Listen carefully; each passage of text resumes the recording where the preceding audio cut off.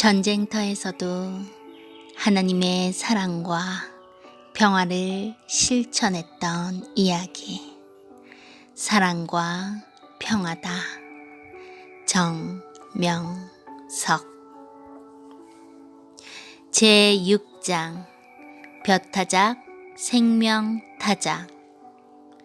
벼타작 사랑과 평화의 작전. 어느 날 우리 중대는 연대로부터 작전 명령을 받고 아침부터 차량으로 이동했다. 어느 정도 가서 차에서 내려 도보로 논밭이 까마득하게 보이고 띄엄띄엄 집들이 있는 마을로 들어갔다. 그날 밤 야간 매복 작전을 위해서 들어간 것이었다. 마을 이름은 알 수 없었고 여기저기 띄엄띄엄 꽤 많은 빈집들이 있었다. 우리 중대는 이곳에서 낮에 대기하고 있다가 땅거미가 지면 200m쯤 앞으로 더 나가서 야간 매복 작전을 하려는 것이었다. 추수 계절이라 최명신 주월 사령관의 방침이 내려왔다. 농민들이 안전하게 추수할 수 있도록 대민 지원도 해주고 봉사하며 보호해 주라고 했다. 그래서 추수하는 주민들의 일을 돕기 위해 아침 일찍 나가서 주간 매복을 서주기로 했다.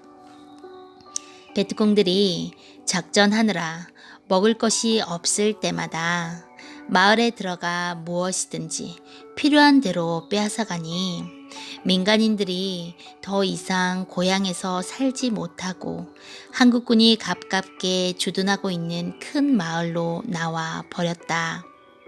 주민들은 농사를 지어놓고 벼가 익었어도 베트콩들이 잡아가거나 타작한 것을 빼앗아 갈까봐 마음대로 고향에 들어가지 못했다. 한국군이 들어가서 그 지역을 지켜줘야 그 틈을 타 농사 지은 것을 겨우 타작하여 끌고 나올 수 있었다. 이날도 한국군이 마을로 작전을 들어간다는 소식을 듣고 이 마을에 농사를 지어 놓은 주민들은 곡식을 타작해 가려고 모두 따라 들어왔다. 아침부터 모두 익은 벼를 베면서 번갯불에 콩 구워 먹듯 타작들을 하고 있었다.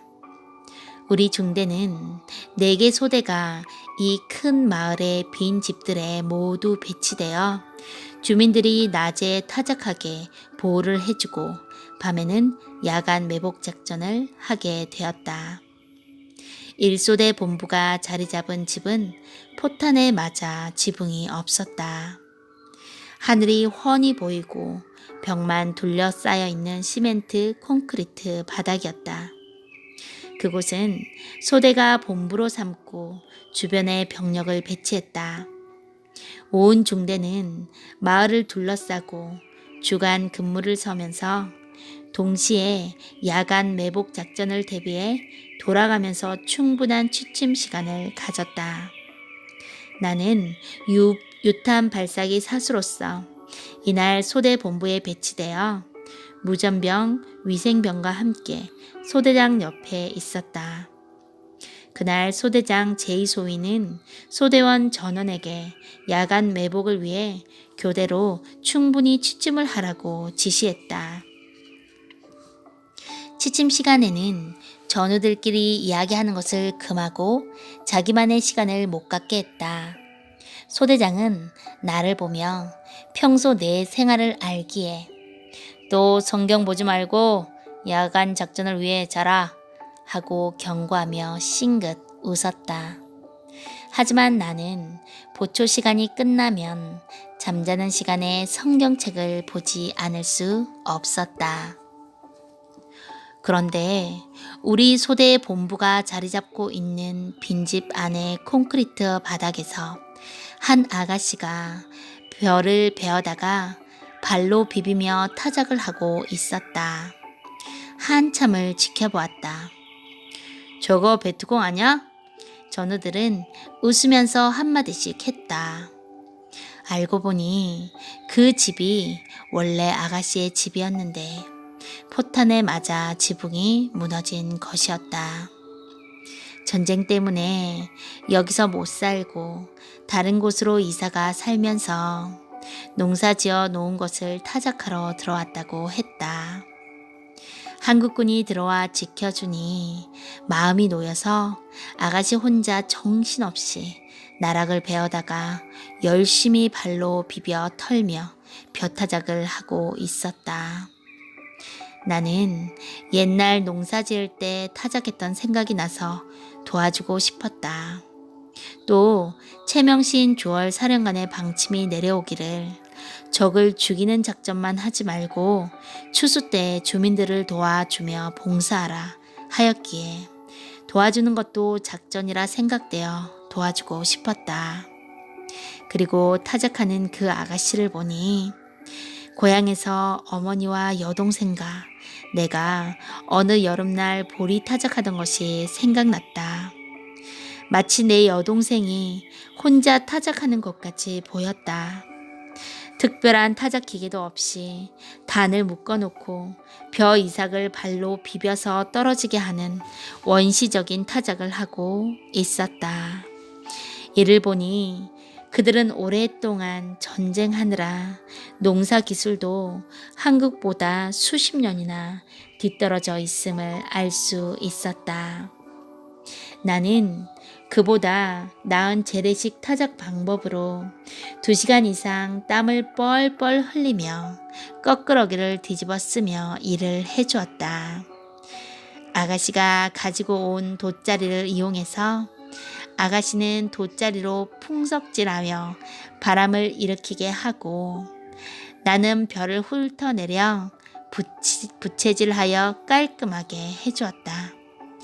그 방법을 처음 써보는 아가씨는 타작을 더욱 이상적으로 빨리 하니 재미있어하며 땀을 뻘뻘 흘리면서 돗자리로 부채질을 해댔다. 하다 보니 군대 오기 전 내 여동생 영자와 이와 같이 타작하던 때가 생각났다. 어느샌가 일에 빠져 내 일처럼 정신없이 하고 있었다. 아가씨도 일에 빠졌는지 나에게 빠졌는지 싱글싱글 웃어가며 나를 힐끔힐끔 쳐다보며 너무 좋아 몸둘 바를 몰라 했다. 처음에는 우리들을 경계하며 뭘 물어봐도 대답도 하지 않더니 일을 도와주니까 얼굴빛도 바뀌고 모든 행동도 뒤바뀌어 버렸다. 한국인이 어떠냐고 물어보니 엄지손가락을 쭉 펴는 제스처를 하면서 최고라고 표현했다. 나이는 20살 남짓하여 보였다. 이날 나는 그 집에서 경계를 하며 콘크리트 바닥에서 몇 시간 동안 벼 2가마 이상을 타작해 주었다. 근래 하지 않던 일을 하다 보니 허리가 아프고 몸살이라도 날 듯했다. 전우들은 밤에 매복 작전을 하기 위해 돌아가면서 실컷 잠들을 자고 있었다. 잠을 자다 일어난 소대장 전령이 나에게 하는 말이 정상병, 마치 처갓집 일을 해주는 것 같아. 잠 안 자? 도와주는 것도 좋지만 씻을 곳도 없는데 껄끄러워서 어떻게 하려고 하냐? 라고 말했다. 나는 아가씨가 혼자 일하는 것이 안쓰럽지도 않냐고 하며 옛날 생각하면서 부모님과 여동생을 돕는다는 마음으로 돕고 있다고 했다.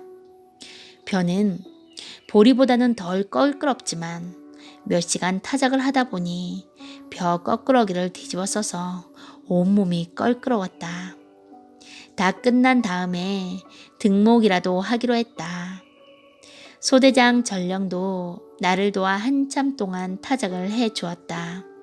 그러다 자기는 더 이상 땀나고 껄끄러워서 못하겠다고 집어 던지고 수통의 물을 가지고 등목을 해야 되겠다고 하기에 내가 물을 부어 깨끗이 씻어주었다. 다른 전우들은 잠을 잘 만큼 잤는지 일어나서 소대 본부를 왔다 갔다 하고 있었다. 나를 보고 껄끄럽지도 않냐고 말하며 뭐하러 그리 비지땀을 흘려가며 힘이 들게 일을 해주냐? 라고 했다. 나는 전우들에게 전쟁터에서 육체적 사랑의 작전만 하지 말고 나와 같이 주민들에게 봉사하며 정신적 사랑의 작전을 하라고 했다.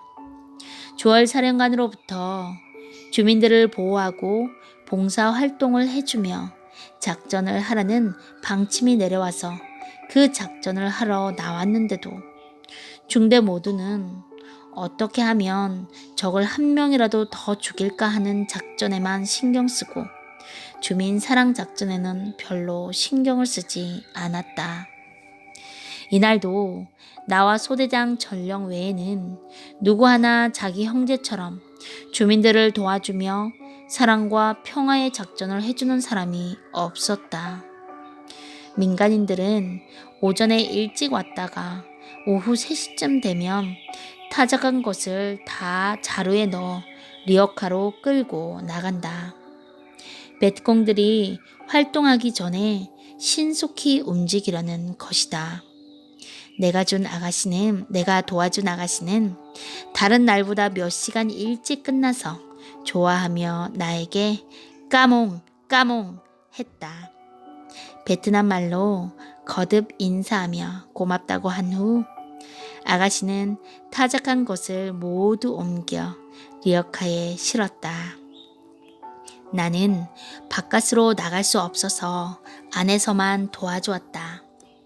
나를 보고 여자는 심각한 얼굴로 말했다. 해가 지면 베트콩들이 이곳에 많이 내려온다고 조심하라고 했다. 언제쯤 오냐고 하며 내 시계를 보여주었더니 손가락으로 4시를 가리키며 4시가 넘으면 저 산 밑에서 베트콩들이 많이 내려오기 시작한다고 했다. 베트남 말을 다 알아들을 수가 없었으므로 수화법을 쓰면서 대화를 했다. 누구라도 자기 말하는 것을 볼까봐 사방을 힐끔힐끔 쳐다보며 조심스레 말하는 눈치였다.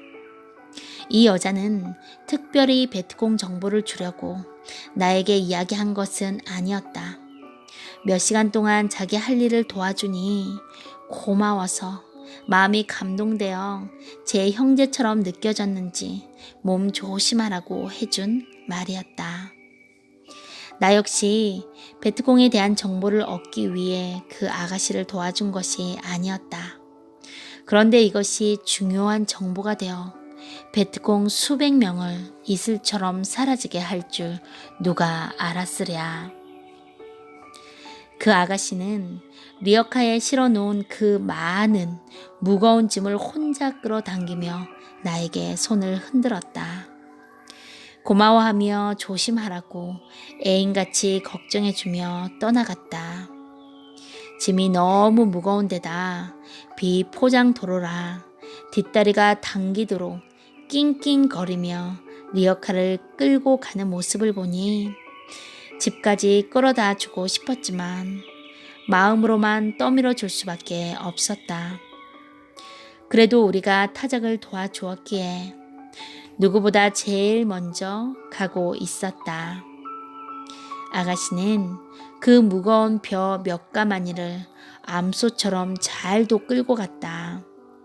내가 이 아가씨 이야기를 가끔 하듯이 그 아가씨도 살아있으면 내 이야기를 가끔 할 것이다. 한국군을 따라 타작하러 들어온 민간인들은 오후 3시쯤 모두 타작을 마치고 한 명도 들판에 남은 사람 없이 모두 돌아갔다. 우리가 이 지역에 올 때는 적에 대한 특별한 정보가 있어서 온 것은 아니었다. 그런데 이날 아가씨가 내게 한 말이 큰 정보가 되었다. 나는 아가씨의 말을 예사로 듣지 않고 즉시 제2소대장에게 보고했다. 소대장은 민 중대장에게 이 사실을 즉시 보고했다. 작전 중에 적의 정보는 생명같이 중요하기에 중대장은 눈에서 빛을 내며 놀라서 작전을 변경했다. 오후 4시가 넘자 보초뿐만 아니라 전원을 기상시켜 경계하게 했다.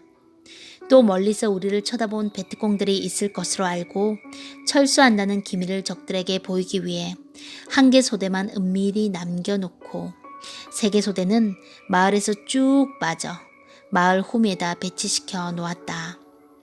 그리고 1개 소대는 마을 앞에서 논두렁 높은 지역을 앞에 놓고 은밀히 매복 배치를 하게 했다. 실상 이날 이런 정보가 없었으면 전 중대가 마을을 중심해서 한 자리에서 매복을 하려고 했었다. 땅거미가 지면서 이 소대의 매복 지역에서 베트콩들이 출현했다고 보고가 들어왔다. 그런데 엄청난 병력이 이동하여 작전을 벌일 수가 없다고 했다. 지금 마을로 들어가고 있다고 했다. 중대장은 위치 발각이 안 되도록 조심하면서 꿰뚫어지게 살펴보라고 했다. 그 병력은 이날 밤 텅 빈 마을 앞에 도로를 타고 다른 길로 빠져나갔다. 그리고 다시 그 길로 들어오지 않고 다른 길로 철수한 것 같았다. 낮에 타작을 하고 간 아가씨가 말해준 정보가 확실했던 것이다. 그 정보를 안 듣고 우리가 마을 앞에 배치됐더라면 내 병력과 작전이 붙어서 지금쯤 아군이 불리한 조건 아래 치열한 교전을 벌이며 서로 피를 보고 있었을 것이다. 참 큰일 날 뻔했다. 돌이켜 생각하니 아까 그 아가씨가 타작해 줬다고 나에게 고마워한 것만큼이나 나도 감격스럽고 고마운 마음이 들었다. 정말로 공짜가 없구나. 내가 벽 거꾸러기를 뒤집어 쓰고 오전 내내 땀 흘리며 타작해준 보람이 정말 있구나 했다. 벽 거꾸러기가 보리 거꾸러기보다 덜 거꾸럽긴 해도 실상 초저녁부터 벼 타작을 해주고 제대로 씻지도 못해서 오금팽이가 근지럽고 온몸에 피부병이 난 것처럼 몸뚱이가 근지러워서 극적거렸다. 하지만 그 아가씨 때문에 대병력의 적과 부딪히지 않아서 정말 다행이었다. 전쟁터에서는 민간인들을 해하지 말고 정말 잘해줘야 된다. 그 아가씨 얼굴이 내 동생 얼굴처럼 자꾸 떠올랐다. 이는 아가씨 말이 사실이었고 그로 인해서 상황을 변동하여 매복 작전을 하였기에 서로 피바다가 안 됐기 때문이다. 나를 보호하시는 하나님과 예수님은 나의 평소 마음대로 감동시켜 그 아가씨를 돕고 내 형제처럼 대해주게 하므로 내 형제가 나에게 말해주듯 아가씨를 통해 내게 한마디 해준 것이 분명했다. 이를 생각하니 생명의 은혜를 베푸신 하나님과 예수님께 감사하다고 아니할 수 없었다. 아멘. 감사합니다.